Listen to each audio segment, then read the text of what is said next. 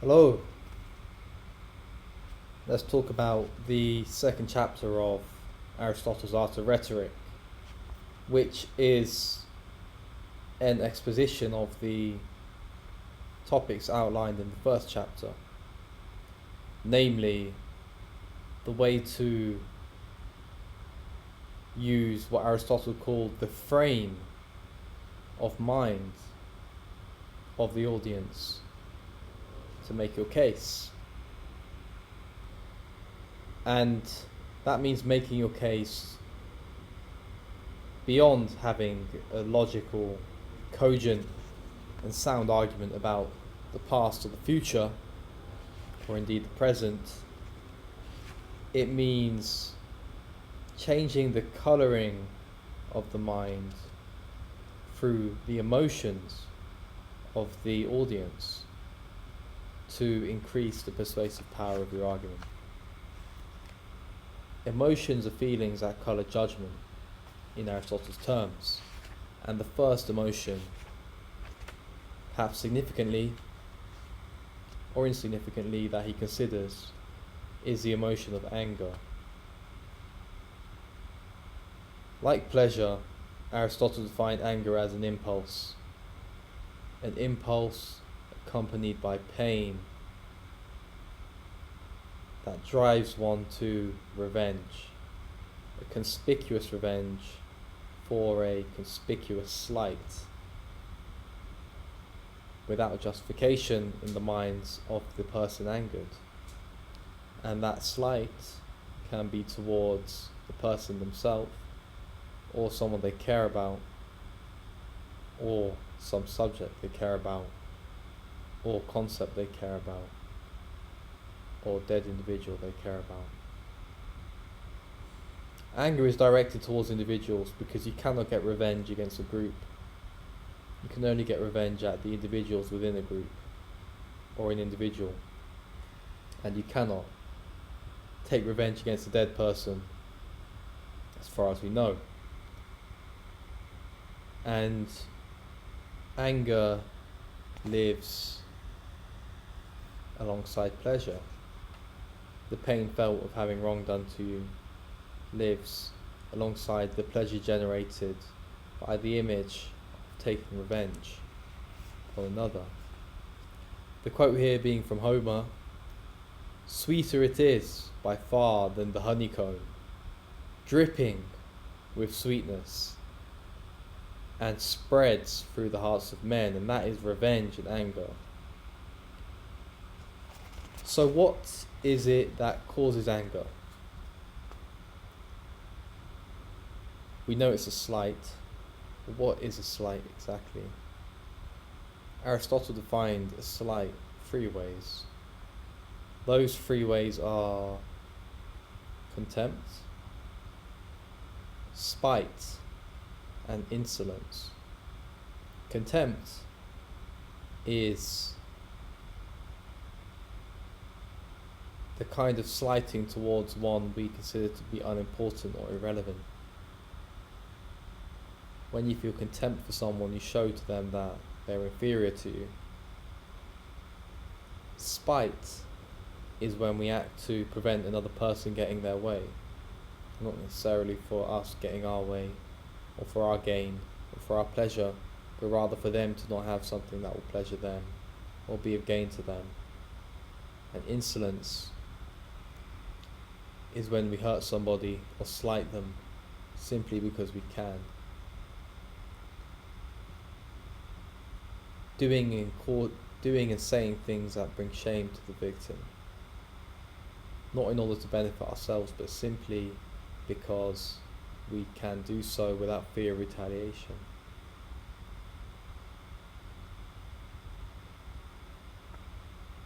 We show insolence when we rob people of the honour due to them, and we slight people when we don't recognise what they perceive to be their superiority in status. For example, the rich man expects respect from the poor man. The king expects respect from his servants, and so forth. When we tread on these social norms and expectations, these unwritten expectations often, we can anger people, we can slight them.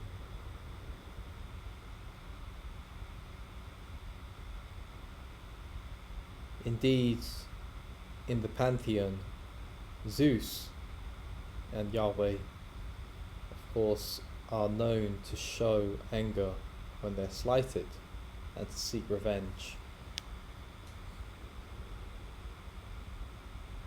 And so, if we wish to anger people, we can make them feel as if they're great, as if they're deserving of respect, as if they're kingly, and therefore we can make them feel angered at people who treat them as equals when they feel that they should be treated as if they are superior.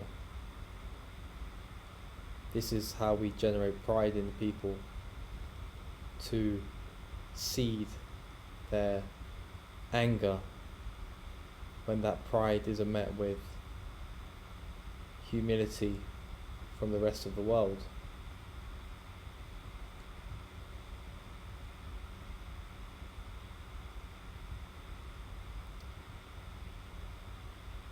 And so this is a frame of mind that causes people to be angry and causes them to feel pain and to seek revenge. Aristotle has an interesting discussion of how anger is felt the same regardless of whether the pain or the opposition is direct or indirect.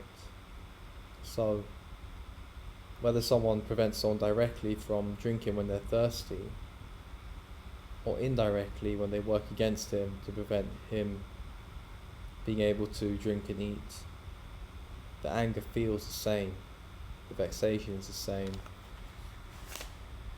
And in the same manner, when people who are sick or poor are prevented from attaining health or escaping poverty, it's as if someone has taken food away from them. It angers them.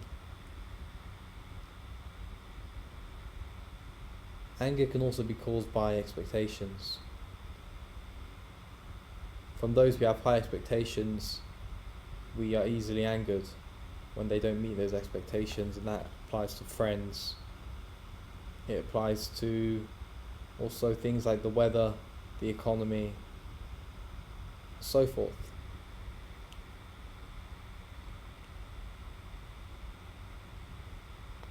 We also get angry with people who are not serious or take things in jest that we find serious.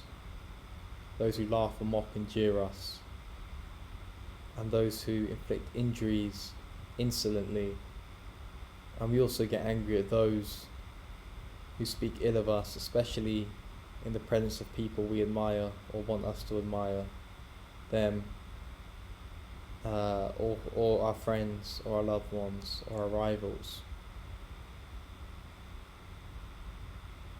And people who show contempt for us, not only of our being, but of the things we care about. We also get angry when people question our perceived identity. And he mentions philosophers believing themselves to be wise. If we cause people to think or say ourselves that we think that they lack those qualities that they believe themselves to have, then we can anger them.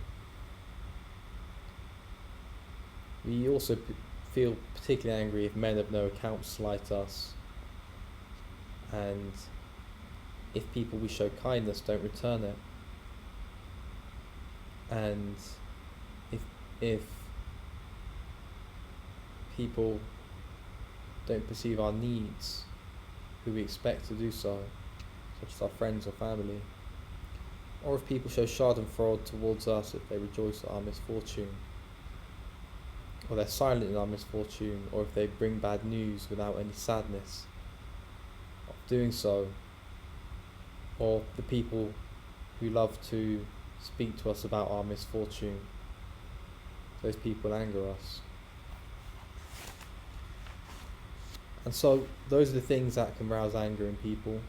Another important thing is people who show contempt through their lack of manners, such as people that forget our names, forget our faces, and so forth. Aristotle concludes this chapter by saying that if we wish to bring people into an angry frame of mind, then we need to represent our adversaries as open to such charges, as possessed of such qualities as do make people angry. So we'll say that these people consider you to be inferior, or these people are inferior and therefore cannot act as if they are our equals, or these people lack manners, or care for us, or that they haven't acted fairly or in a reciprocal manner, or that they've been insolent and have slighted us for their own pleasure without fear of retaliation, or that they've spited us when they've sought to thwart us and prevent us from acquiring what we desire, not for their own gain, but just because they gain pleasure in doing so. Doing such things will cause anger to rise in the hearts of the audience. Aristotle then considers calmness, which is the opposite of anger. And you can think about the opposite of some of the qualities of those who anger us. People that do not speak ill, calm us. People who are fair, calm us. People who humble themselves, calm us. Aristotle talks of the fact that if we anger someone, that angry person can diffuse our anger by showing humility.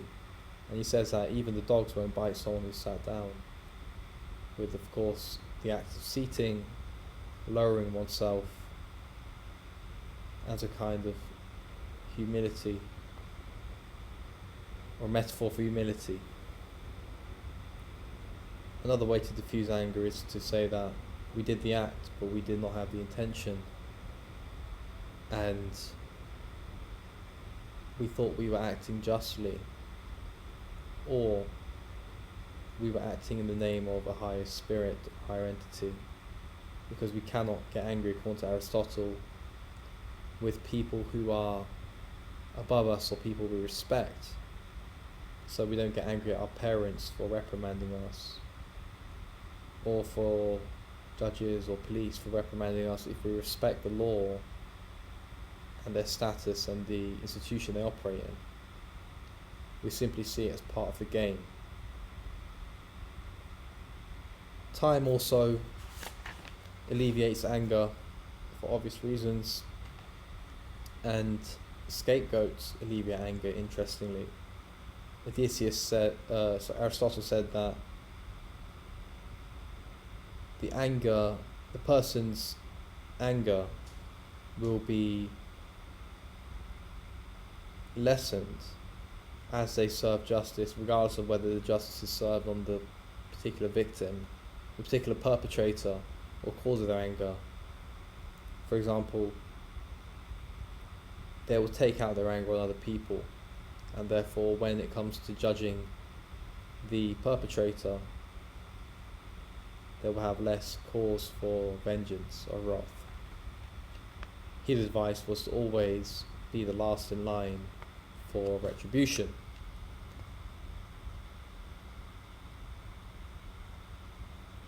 Aristotle also said that we can lessen someone's anger by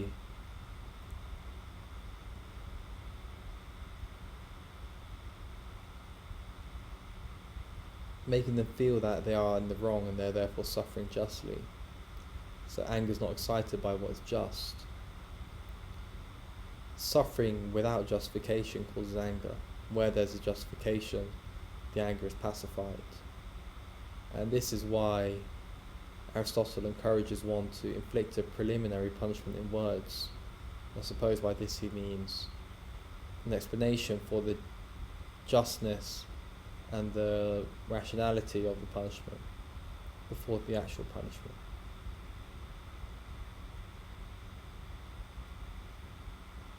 We will feel calm if we think that the offender will not see that he's punished on our account because of the way he has treated us. So anger can't be aroused without knowing who's harming us, who's the person that has been hurting us and causing us pain. The Cyclops couldn't get angry with Odysseus until Odysseus revealed his identity to the Cyclops as he sailed away from the island. Before then, he was angry at No Name. And the reflection of that thought is that justice cannot be served until our perpetrators know who it is that is taking vengeance.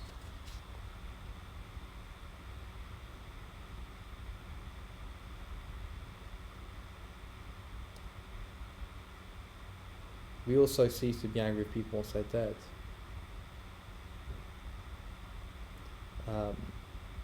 So much for calm. And Aristotle concludes this is that if we want to make people calm or less angry with an individual or set of individuals, or indeed with the speaker, then we need to make the people whom they're angry with seem in their eyes as formidable, superior to them, worthy of respect, worthy of reverence. Or we can even make them out as their benefactors and say actually they didn't cause harm to you, they didn't slight you, they were helping you, or they intended to help you. Or we can say that actually what they did was an accident, it wasn't intentional, therefore it's not conspicuous, it wasn't a conspicuous slight. Although it may have felt that you've been slighted, it wasn't conspicuously done, therefore you don't have the right to be angry. You can also say that your anger should be pacified by the fact that they've already suffered, they're in great grief and distress, and they've punished themselves, and they feel a sense of remorse in their humility, and therefore your anger and your desire for retribution is no longer needed. So much for anger and calmness. In the next video we're going to consider friendship and enmity. Thank you, I hope that was helpful.